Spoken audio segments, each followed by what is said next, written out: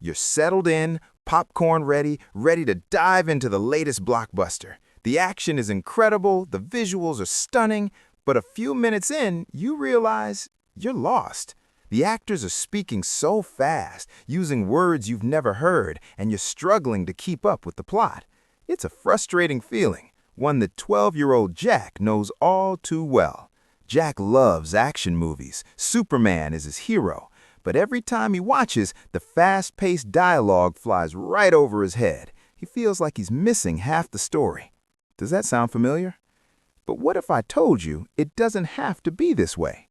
Take Amy, for example. She's a student who loves romantic comedies. A while back, she was in the same boat as Jack. Now she watches her favorite movies, laughing along, catching every joke, all without a single subtitle.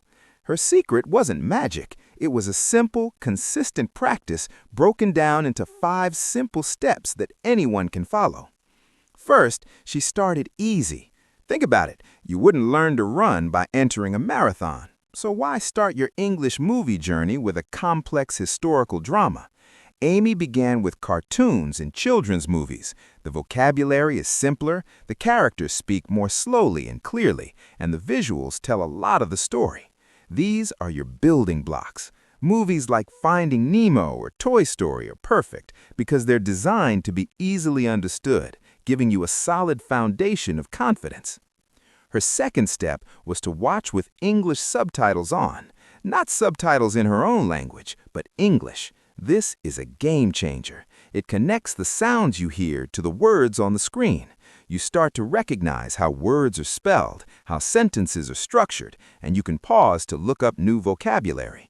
Research shows this single technique significantly improves listening skills and vocabulary. It's like having a map before you explore a new city. You get familiar with the terrain before navigating on your own. Once she felt comfortable, Amy moved to step 3, rewatching the exact same movie, but this time without the subtitles. This is where the real listening practice begins.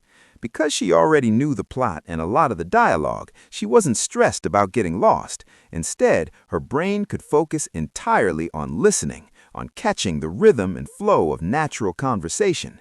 It retrains your brain to stop translating and start truly understanding. The visual context from the scenes you now know helps fill in any gaps. Step 4 is where things get active.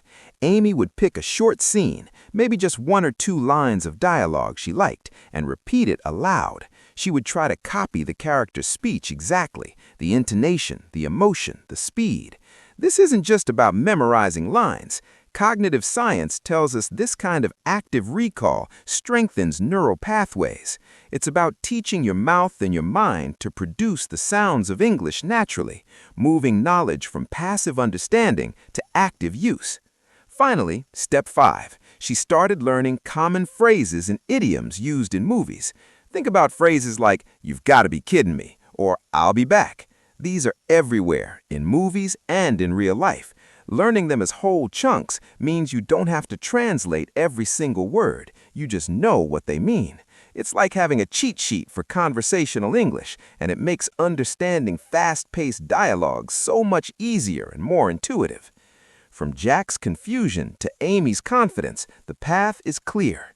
It's not about having a special talent. It's about having a smart strategy and sticking with it. Start small, use subtitles as a tool, then let them go.